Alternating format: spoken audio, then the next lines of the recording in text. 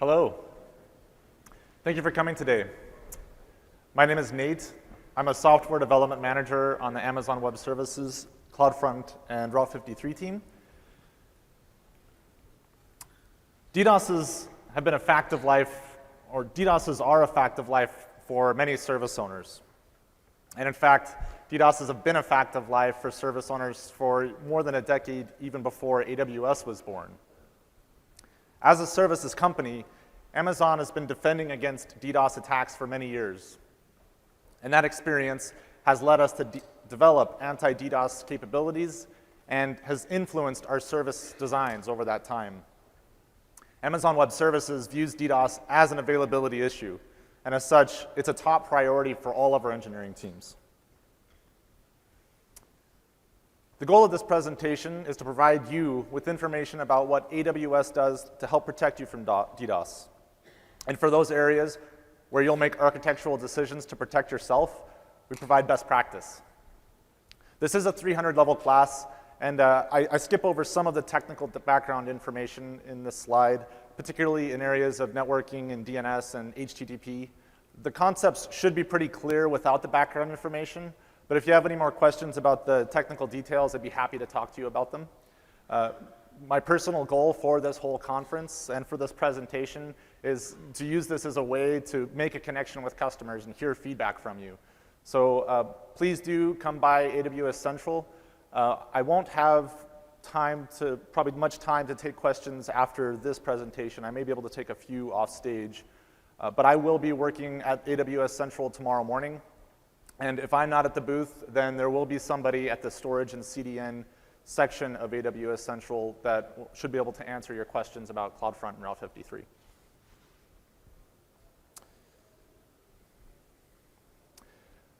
DDoS attacks are on the rise, and I expect more than a few of you in the audience have had to defend your services from DDoS attack. This presentation's purpose is not to scare you, but I do think it's important to look at some data regarding what attacks look like today. Understanding the size and the shape of attacks can help you as service owners understand what you need to do to defend against them. And I'll start by saying that big DDoS attacks on the order of 300 gigabits are out there and they do occur, but they're rare. They represent less than 0.1% of the attacks that we've seen in the last year. And they also tend to impact a specific subset of services, services that may raise the ire of political hacktivists or may be the target of extortion. And our observations are that that tends to be a smaller percentage of service owners. And in fact, if we look at the data of the past 4 months, we see that the attack sizes average out to around 14 gigabit. And based on some customer survey data we've taken, we know that 70% of our customers have experienced a DDoS in the past, but most of those customers experience them pretty infrequently, on the order of maybe once a year. Taking a closer look at the data, we see that 70% of attacks in the last 4 months are actually smaller than 14 gigabits in size and last less than 23 minutes. And this data is taken from a number of networks across the internet, but it lines up pretty well with some of our own observations. So the takeaway here is that if you're in the majority of service owners, there's quite a lot you can do to make your services resilient to the average size DDoS attack. And this should give you a pretty good idea of the size and shape of DDoSes today. But how do they work? The goal of the DDoS attacker is to exhaust resources required to operate your service and required to serve your viewers. The DDoS attacker is seeking out resource consumption imbalances between their malicious requests and the service's response. Specifically, the attacker wants to craft cheap, malicious requests that require lots of expensive resources on the service side.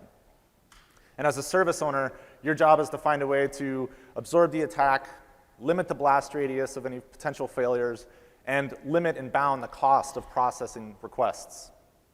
Starting with the application layer, a smart attacker can overwhelm a vulnerable service if they can exploit a resource-intensive operation.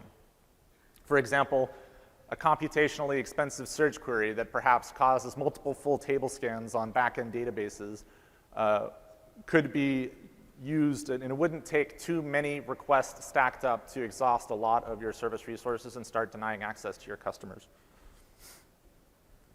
And even if that application layer is well designed, host layers and OS network stacks are susceptible to resource consumption too. A common flavor of attack is connection consumption, often through SYN floods. It's even possible for enough attacking hosts to overwhelm a service's data center network connectivity. Imagine a service owner who's provisioned a gigabit of internet connectivity in a traditional data center for their service.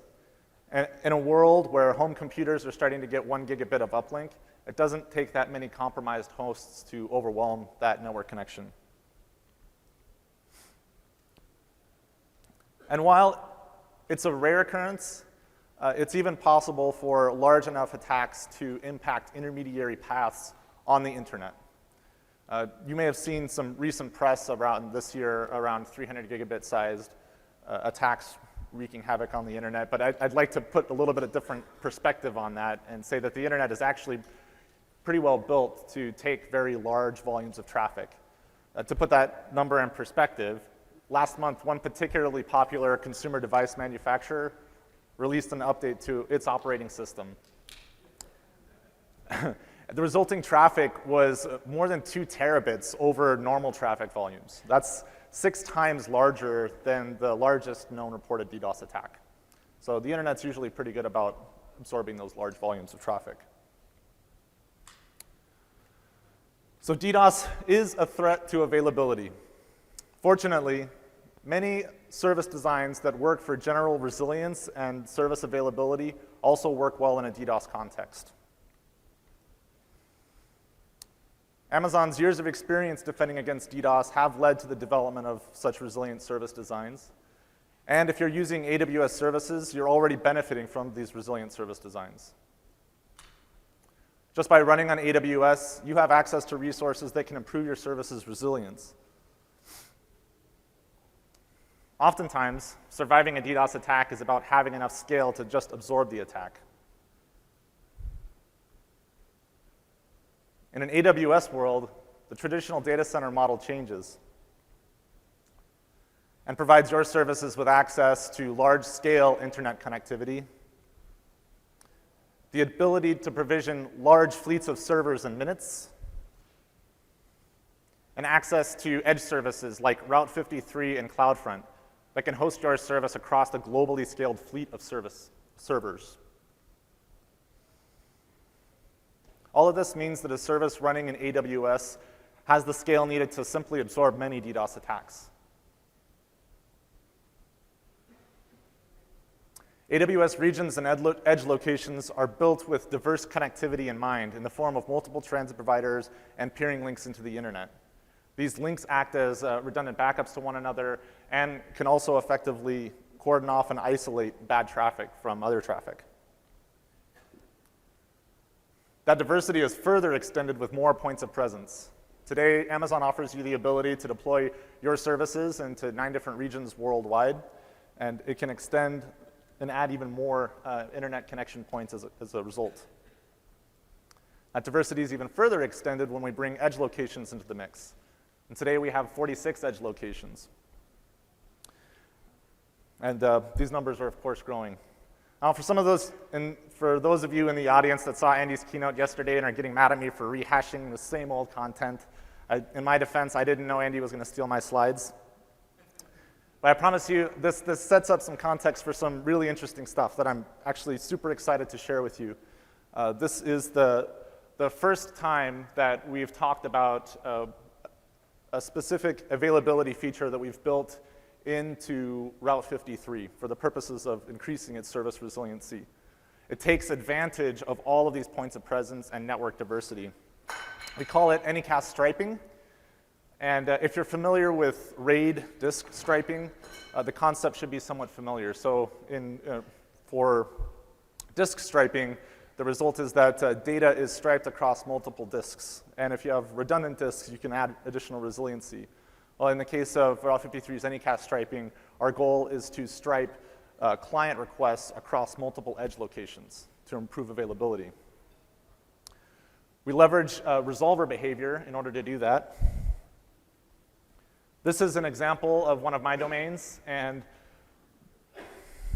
here are my 4 assigned name servers. So when you create a Route 53 hosted zone, you're issued 4 name servers. The most common DNS resolvers on the internet take advantage of the fact that my domain has multiple name servers associated with it. And those resolvers will issue 3 simultaneous requests to each 3 or 4 of these name servers. Only one of those requests have to succeed in order for the client to get the information it needs to connect to the service. Each of my 4 name servers come from one of our stripes. We have .org, .co.uk, .com, and .net. These Route 53 stripes are essentially a collection of virtual name servers, and we use them to manage how those stripes are served across our edge locations. I'll show you what I mean. So each of these stripes are hosted by a unique subset of edge locations. So the .org stripe may be served from C50, FROST6, and NRT54, where .co.uk may be served from LHR3, GRU1, SID1, and so on. So we're intentionally distributing our stripes amongst a bunch of different edge locations. I ran a trace route from my home in Seattle to each of my 4 name servers. And as you'll see as we look through these trace routes, what you'll notice is that each request takes a unique network path and lands on a different edge location. So trace route to my .org name server starts out in Seattle, goes on to level 3 to San Jose, Los Angeles, and is ultimately served from the LAX3 edge location. And a request to .co.uk starts out in Seattle, goes to San Jose, and is served from SF05. This next one is interesting. There we go. .com starts out in Seattle, goes to Denver, Chicago, New York, London, and then Amsterdam, and is ultimately served from the AMS50 edge location. You're probably looking at this and going, that seems crazy. That's going to be super slow. Look, it's 180 milliseconds. Well, this particular path would only be used as a last resort if the other requests failed for some reason along the way. The DNS resolvers are going to take the fastest response. The first response that it gets is the one that it's going to go with and use. And as it happens, the .net name server starts out in Seattle and goes out to Quest and ends up getting served from C50. So this is the lowest latency request of the bunch, and in all likelihood, this is the one that my DNS resolver is going to use. So from my home in Seattle, my DNS resolver will send requests to 3 of 4 of my name servers, and each request takes a different network path and lands on a different edge location. And remember that my anycast server, or sorry, my Route 53 name servers are anycasted. So the IP of each name server is announced from more than one edge location at the same time. Now, anycast is a network routing methodology that's used by Route 53 and CloudFront, and it improves service resiliency. I'm not going to go into all the technical details here, but I'm happy to go over it in more detail after the presentation or at the AWS Central booth. But the effect is the important thing to take note of. And the effect of anycast routing is that requesters from different source networks will take a different network path and land on a different set of edge locations. So I've run a full set of trace routes from 2 more viewer networks, and as I overlay them, you'll see how different the network paths are.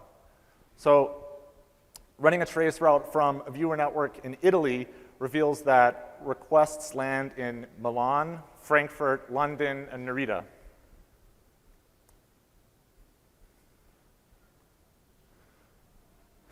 And trace routes from a viewer network in Japan reveal that requests land in Narita, Osaka, Hong Kong, and Mumbai. So now, when an edge location or a network path is blocked for any reason, other network paths remain available to the client. And because anycast, the IPs mean that different sources will land in a different set of edge locations, there are a lot of clients that will see no impact whatsoever. None of the paths will have the same level of impact. They'll use an altogether different set of edge locations. I'll also point out at this time that the use of edge locations in this way, when CloudFront and Route 53 are placed in front of your service layer, then a lot of lower level attacks, like stuff happening at layer 3 and 4 and below, will go to the edge servers themselves, and they won't propagate back through to your API or your service. They stop right there at the edge. So Route 53 anycast striping is just one example of a service resilience feature that are built into our services. And I think it's a really good demonstration of how that network diversity and the multiple points of presence can be maximized to build a service.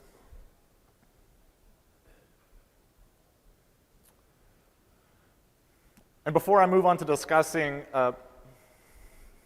resilient service designs, I want to make the recommendation that you take advantage of the scale and diversity made available through the use of these edge locations.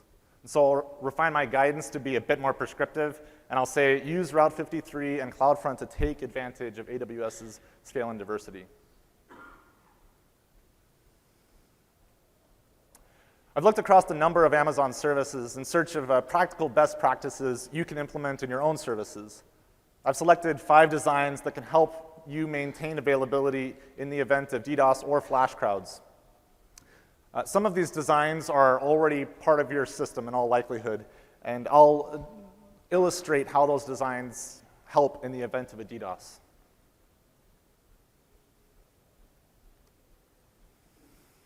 N+1 is a design pattern you're probably familiar with and are probably already using in your service.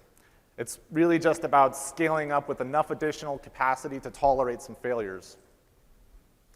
I like to think of N+1 as like bulkheads within a ship. If the hull of a ship is pierced and water starts flooding in, bulkheads can be closed off to contain that failure and maintain buoyancy and keep that ship afloat. And if you'll bear with me, I'll extend the metaphor just a bit more and say that if there was just one bulkhead, then half of the ship would be flooded in the event of a hull breach. But wouldn't it be better to have more bulkheads, 10, 100, 1,000, so that if a failure occurs, it can be isolated and very small and have a very limited impact? I think the same approach may apply to your services. So when you look at your N+1 scale-out system, you may be better off with a higher number of smaller instance types, like maybe a bunch of T1 micros instead of a medium or large EC2 instance. So doing so means that these failure units are much smaller and tend to be easier to manage and recover from. Oftentimes, N+1 architectures have a failover capability, an automated failover capability, and a health checking system built into them. I'm calling out a DNS-based health check mechanism in particular because I think it's interesting in a DDoS context. Because it's not uncommon for DDoS attackers to make a request to your DNS layer ahead in advance of attack, gather up a list of IPs, oftentimes a subset of your total IP set, and then launch an attack directed at just those IPs without ever re-resolving or adapting. When those scenarios or those types of attacks occur, if the attacker is successful in causing an endpoint to fail, the health checks would notice and respond in kind. And since clients are behaving as they're supposed to and they're re-resolving DNS, they'd get redirected to a set of hosts that are still up and available. So while attackers don't universally follow this pattern, this is just a good illustration of an existing service design that happens to work effectively in the midst of a DDoS as well. You can configure failover or this N+1 with health checked record sets if you're using Route 53 today. This is a screenshot from the Route 53 console. These are the record set properties, and down at the bottom of the properties, there's just a couple configuration values that you can use to enable health checking and associate a record set with a particular health check. The health check starts failing. This this answer would be removed from the set of records that are returned to customers. Smart client retry logic can also go a long way to improve service resilience. And as service owners, your job is to provide those clients with the tools they need to help themselves. If you're not returning multiple IPs in your DNS responses, you should. More IPs means increased opportunity for a retry to land on a healthy endpoint. And if you're building your own clients, make sure you're randomizing your use of those IPs whenever you're making a retry to take advantage of network and host diversity. If your client is a web browser, you're already all set. You'll find that many AWS services leverage this pattern. Here's an example of CloudFront, and note that we're returning 8 IPs to the client.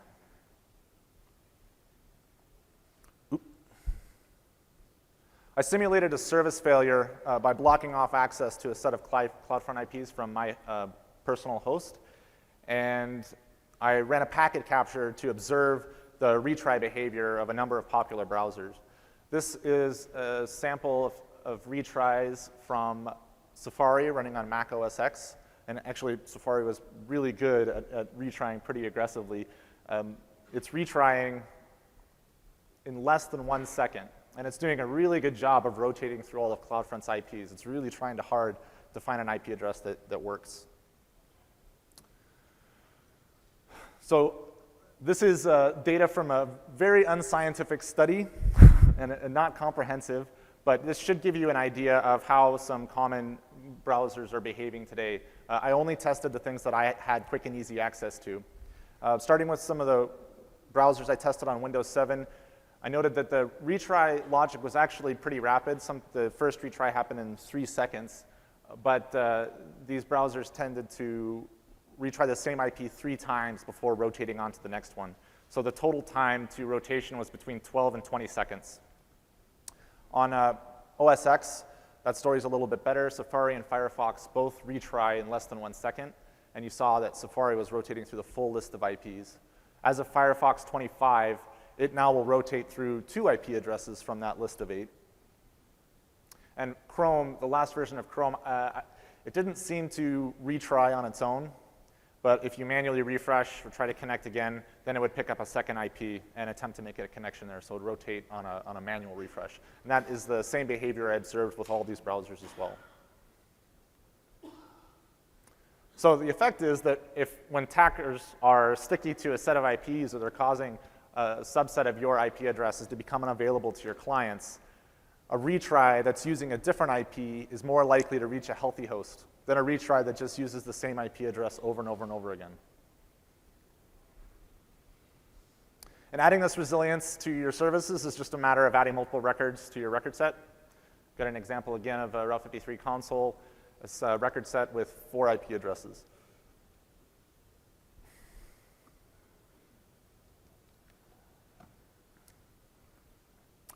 FlashCrowd and DDoS resilience is really a lot about controlling how many resources you allow each request to consume. And the better you can be at that, the more you'll be able to manage FlashCrowds or DDoS events. One pattern that is sometimes easier said than done is this idea of striving for sameness. The more you can limit the amount of resources each request used, and even the sameness of those requests from one to another, generally make it much easier as a service operator to manage spikes in workload. And if that doesn't work, there's always throttling or ways to back off and limit the amount of resources that are consumed on your service side. So in striving for sameness, as I said, this is easier said than done. If we look back at the first attack type against an application layer, you recall we talked about this idea of one expensive operation, this expensive search call. It'd be better to find a way, instead of searching and gathering up this giant data set and bundling it up and returning to the user, things like pagination can go a long way to limiting the amount of work that your server side's doing. It reduces the attack surface and doesn't make yourself as easy a target for attackers. And again, generally is much easier to manage scaling out of your services when all of your requests are about the same size or about the same cost to process.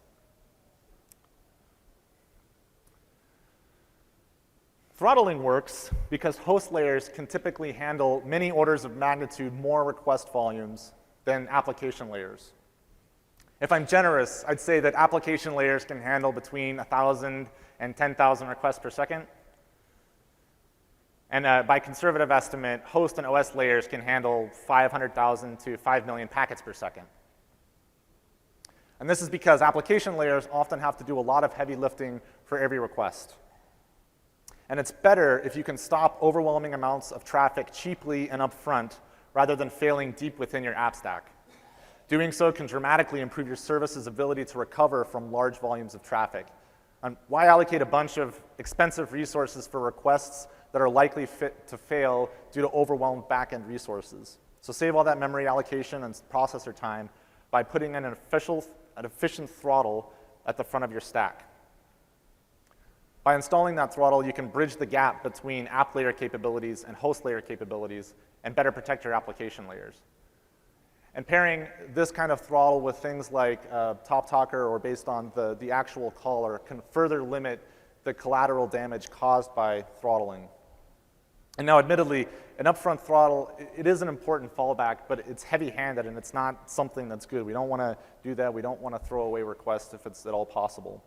So it's also possible to eke out more application capacity by first capping some of the non-essential operations within your application. Logging, for example, often has some amount of per request cost associated with it. In fact, actually, sometimes it has a lot of cost associated with it. And for many services, not all log entries are absolutely essential all of the time. So by doing something like reservoir sampling your log data, or even just putting a simple throttle on your logging interfaces, you can put a cap on non-essential resource consumption. And this is a common pattern for networking gear, especially for emitting metrics. When these routers come under great load, they change their sampling rates so that request processing time isn't quite as expensive, and they focus and reserve resources for the actual routing of packets. So identify the non-essential operations in your service that scale by request volumes, and look for opportunity to cap their resource consumption by preserving valuable resources for the essential parts of your application. Process isolation means process isolation is about splitting up a single process application into a multi-process application and introducing inter-process calls. And it does add additional complexity to the application, but comes with the benefit of increased service resilience. If one process fails or consumes lots of system resources, isolation can give the operating system more chances to protect those critical applications. Each process has its own memory pool, and in a multi-core environment, it may be completely isolated from another process. So if your logging layer happens to crash under certain request patterns, it won't take the essential service operations down with them. Now in this example, if we lost our logging capability, that would make things a pain to operate, but we could still fulfill real user requests in the meantime.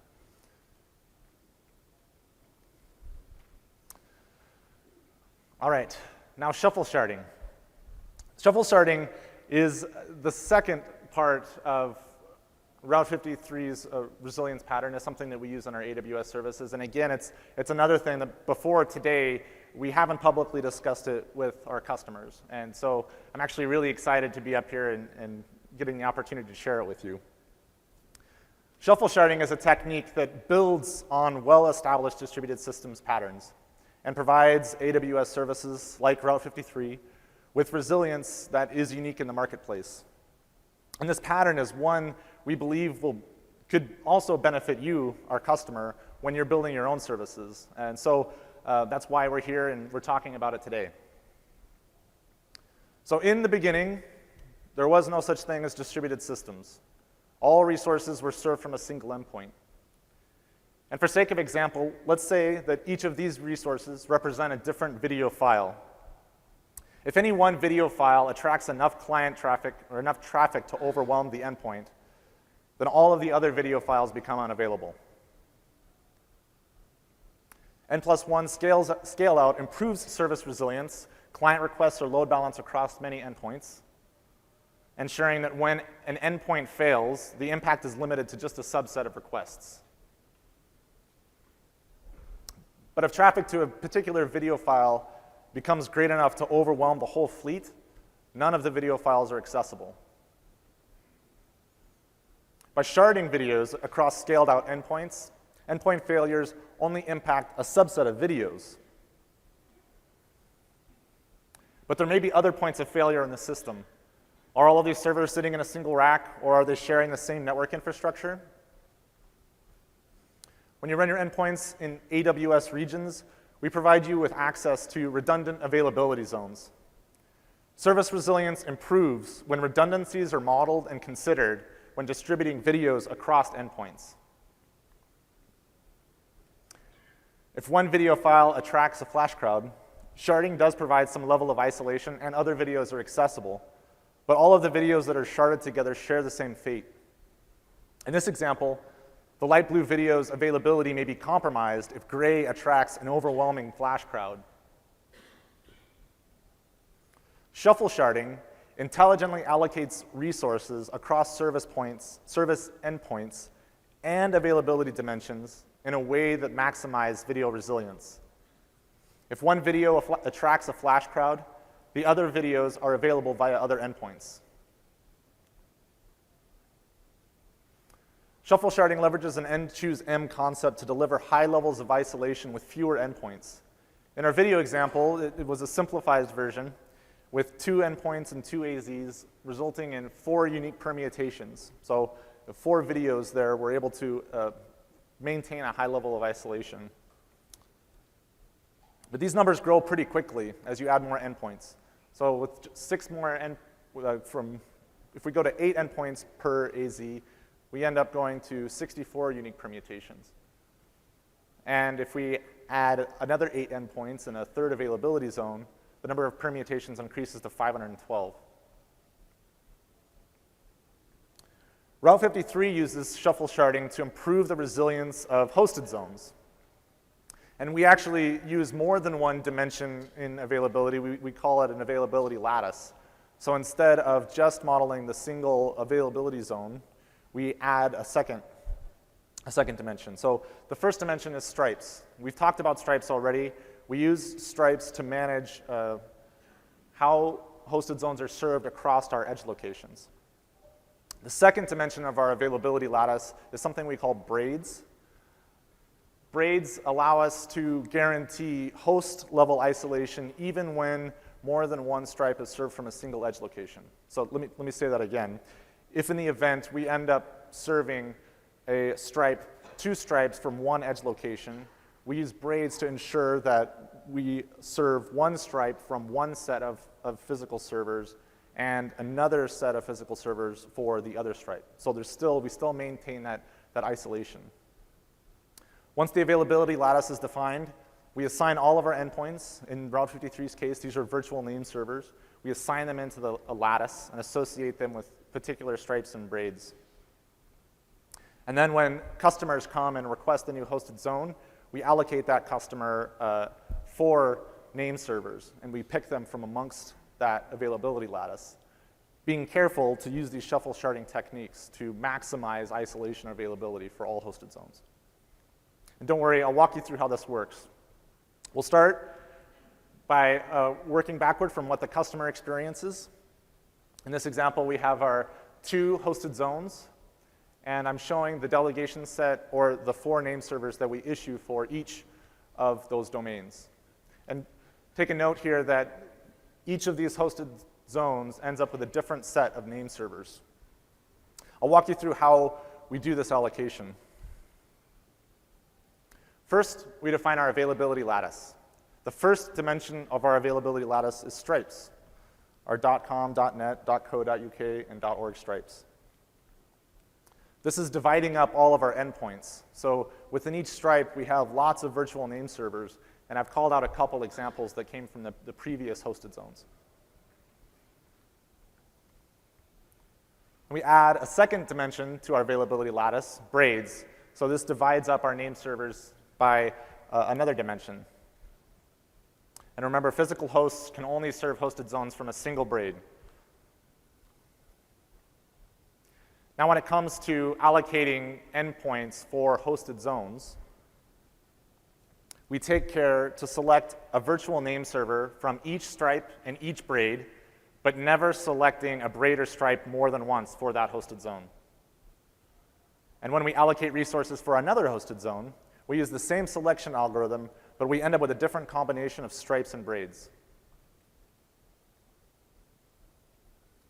You can see how this works when we simulate a failure. If a sector shared by orange and gray is impacted, non-overlapping sectors are still available. In traditional sharding, all resources sharded together share the same fate, but shuffle sharding limits the blast radius and improves resilience. And we're back to our final product. So 2 different unique delegation sets, each with name servers from different sectors of the Route 53 availability lattice, providing high levels of isolation for each hosted zone. So let's look at a shuffle shard resilience in action using a simplified version of Route 53.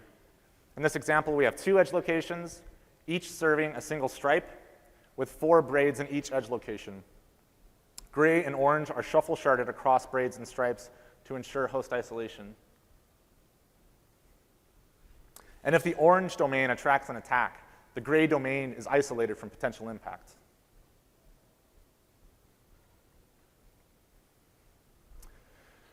Today, I'm also happy to say that we're releasing a tool that can help you bring the same capability into your own services. It just went live today on the AWS Labs GitHub site, and source code is also available. And we think this is a really effective way to help take this kind of complicated concept and make it a little bit easier for you to wrap your heads around. I'll give you a quick tour of how that library works. So we're flipping back to our simplified video example. And the first step, again, is to define our availability lattice. The video example uses a 1-dimension availability lattice with AZs. So in this case, we instantiate a new instance of a 1-dimensional lattice. We specify the endpoint type when we do that. And in this case, I'm using a health-checked record set. This health-checked record set is also part of the same Route 53 Infima library and is linked and can be used in conjunction with another portion of the library that can be published and pushed into Route 53 through its API. So you can build up this configuration with your shuffle-sharded lattice and ultimately publish this up into Route 53 if you want to leverage this through a DNS service. But that endpoint could be anything you want. You could use this to shuffle shard resources that are internal to your application. Maybe you're using multiple queues and you want to have high levels of isolation and availability in how those queues are used. So you could use that here as well. And then the last parameter there, we name the dimension of our availability lattice. We're using availability zones. All right, now that we have our lattice defined, we need to populate it with endpoints. That is done with the add endpoint call. We name the dimension of the availability lattice. So in the first example there, we're adding an endpoint from US West in the 1A availability zone. And we pass in a new instance of our endpoint type, a health check record set in this case, with the IP address for that endpoint. And we keep doing that until the lattice is fully populated with all of our endpoints. And once the lattice is built and the endpoints have been added, it's time to allocate specific endpoints to resources. A simple shuffle sharder will select n number of endpoints from each of 3 selected sectors. When we initiate the shuffle sharder, we need to pass in a seed value, and then we're ready to shuffle. When you call the shuffle, you pass in the full availability lattice with all of the endpoints and all the dimensions. The second parameter is an identifier that represents the resource that you're sharding. So in our case, this is an identifier for a video file. And the last parameter are the number of endpoints you want for each sector. We're specifying 1. We've configured 3 availability zones, so we're going to end up with 3 endpoints. Shuffle sharder gives us a lattice back, but this lattice contains only the endpoints for that specific video file. So we'll have 3 endpoints in here, and it's still populated inside the same lattice structure with the dimension descriptions.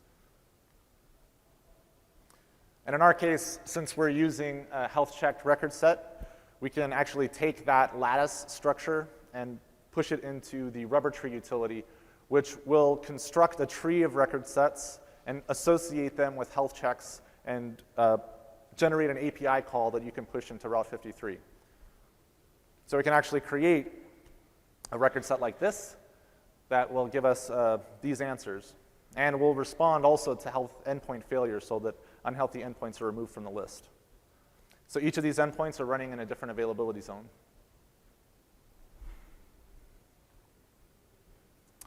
All right, so we've discussed a number of patterns you can use to improve overall system resilience, and we've discussed how those patterns help under DDoS situations. But this talk would be incomplete if we didn't spend at least a little time talking about some of the actions you can take as service operators in response to a DDoS event. And I'll cover some of the more common ones that we've seen service operators use. The first step, of course, is detecting the DDoS and figuring out whether or not you're under attack. There are a number of key metrics that usually show evidence of a DDoS. Packets per second counts or requests per second counts are a really good place to start. I've got an example of a packet per second graph showing a DDoS attack. Once you identify an attack, traffic drops are another way to identify a possible attack, and they may actually indicate that the attack had exhausted enough resources to actually deny real user requests. Once you've identified that attack, it's time to move on to identifying the source or teasing out key characteristics that can help you throttle or block the bad traffic and separate it from the good traffic. And remember, logs and monitoring won't work if your host is so overwhelmed that you can't get to them. So use throttling and process isolation techniques to ensure you'll have access to the logs and your hosts when you need them. And don't forget to log X-forwarded for if you're sitting behind a load balancer or an HTTP proxy. You'll need X-forwarded for to see the actual traffic source instead of just seeing the IP address of the proxy or load balancer you're sitting behind. And as it turns out, many attacks are actually identifiable by simple sorting and summing techniques on your logs using specific keys. Source IPs and X-forwarded for are a good place to start. And at an application layer, URI popularity can often help you zero in on a request pattern that's consuming your application's resources. Make sure you understand the behavior of your load balancer or proxy layer with regard to X-forwarded for headers. Like many parts of the HTTP RFC, the specification isn't particularly specific. It's open to interpretation, and lots of developers have interpreted it many different ways. So X-forwarded for comes in many varieties. CloudFront will append a real client IP address to a comma delimited list of X-forwarded for values. So if CloudFront is the proxy layer that's sitting in front of your service, it'll be the last IP in that list. Something also to be aware of is that many web servers don't log X-forwarded for by default, and you will need to enable it ahead of time if you want to use it as a mechanism for detecting and figuring out how to block these malicious requests. This is actually something that many customers overlook. If you're using IIS, you will also need to install an additional IIS advanced logging package in order to log X-forwarded for or other HTTP headers, and then you'll have to configure a custom parameter to log the X-forwarded for field. There's examples available online. I'm not going to go into the details here. If you're using Nginx or Apache, there are lots of examples, again, available for logging X-forwarded for values. The typical implementations usually have some sort of conditional logic like this. It'll check to see if there's a value in the X-forwarded for header. If there is, it'll use that value. If not, it'll fall back to just using the client IP address. Now with the X-forwarded for header and the access logs, you'll have the information to see who's hitting your site, even if you're sitting behind a proxy. And now that you've got the client IP address and the logs, you can typically identify the bad players with simple log parsing. So sorting and summing your log data is a surprisingly effective way to find out who's consuming resources. And in my example, the bad guys usually stand out pretty apparently. Typical number of connection counts in this example are around 2 for normal clients, and then we've got this one guy that's doing over 1,000 requests from a single IP. That's not normal. Once the offending source IPs have been identified, there are a number of options that allow you to deny access to application layers for services hosted in AWS. Host-level firewalling can be very effective and can mitigate in the order of tens of thousands to even millions of packets per second. And a number of web application configuration for popular web servers allows you to deny access to source IPs just right within the web server configuration. And sometimes even you can apply a conditional logic to HTTP headers that can effectively result in blocking based on something in the HTTP request itself. And there are even some web server modules available that perform on-the-fly top-talker analysis and can automatically configure IP tables rules to block those source IPs that are misbehaving. VPC network ACLs are an effective way to manage rules across many EC2 instances. VPC network ACLs are applied to a VPC subnet, and when you spin up your EC2 instances, you assign them into that VPC subnet. And the important bit is that network ACLs support deny rules for IP CIDRs. This is a screenshot from the VPC console and an example of a network ACL configuration. So we've configured a rule, TCP rule for port 80, coming from a single source IP using the CIDR notation, so we have a /32 there. This is pretty quick and easy to set up and to deploy, and can be applied across many EC2 instances all at once. If you're looking for more advanced firewalling or DOS protection features or more of a turnkey solution, you may be interested in a web application firewall. And I'd encourage you to take a look at some of the offerings in the AWS marketplace. There are a number of ready-made WAF solutions that are actually pretty easy to configure and spin up and put in front of your EC2 instances. And many of these tool sets offer help with real-time detection mechanisms and even automatic mitigations. And instead of just a straight denial, some of these WAFs offer the ability to impose throttling limits. So that can help reduce some of the collateral damage associated with a mitigation. At a minimum, be sure these tools support source IP or XSX forwarded for blacklisting. All right, so we've discussed methods for detecting and blocking top-talker clients. Having these capabilities in place ahead of any attack will ensure you have the tools you need to respond. And if that's not enough, support teams are available for more hands-on help. If you think you may be subject to a denial of service attack, I would encourage you to take a look at some of the business and enterprise levels of support. Those come in particular with a 24/7 communication channel. And that communication channel can be used as a bidirectional flow of information and can get you connected to and online with people that might be able to provide you with more assistance. It can provide you with a direct line to service teams on AWS. All right, so we covered a lot of ground today. If I were to leave you with just 3 of these things, I'll probably focus here.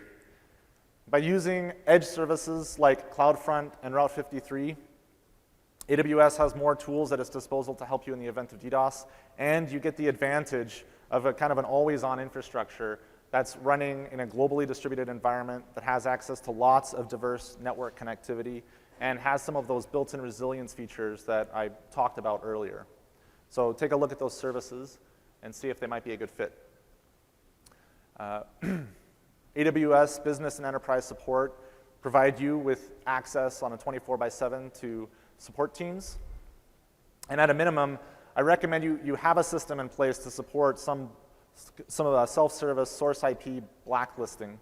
Solutions like VPC can provide you with such a capability, but almost all of these do require some upfront consideration and upfront configuration, rather.